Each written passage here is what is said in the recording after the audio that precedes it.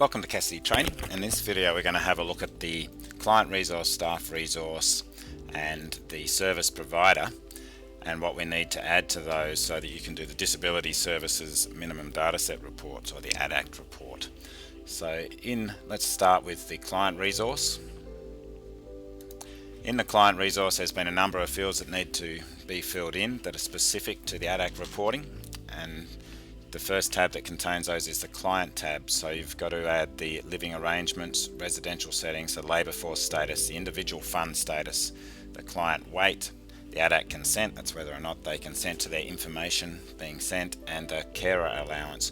You may also have the option to add an ID from some other system if in the past you've been using a previous system for that client ID, so that the client can have the same ID in the ADACT reporting.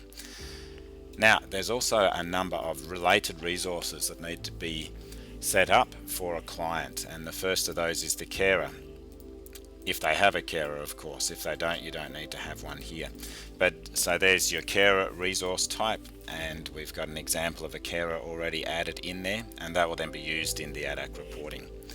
There's also the client services. Client service, this is the area where you'll set up each of the services that your client has. So often you'll have multiple services here. So for each service the client has with you, you'll set up a client service entry as a related resource with that client, and it also links the funding status into the particular service you can see here. Now there's a start date and an end date and a stop reason. Only fill in the end date when it actually has been ended, because that end date gets reported in the ADACT reporting, so that can be left empty until that service is complete for that client.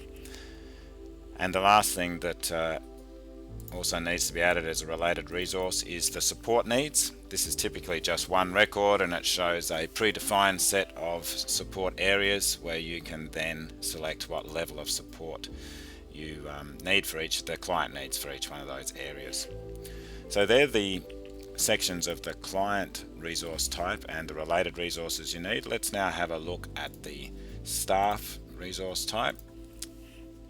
This one's much simpler. It's just got a couple of extra fields that you need to add in for this one. So once again you go to the staff tab, and on here you'll see there's a payment status. That's simply just whether they're paid or unpaid, and the work phone number and the work fax. So the paid and unpaid is about whether or not they're a volunteer, and that gets reported to ADACT.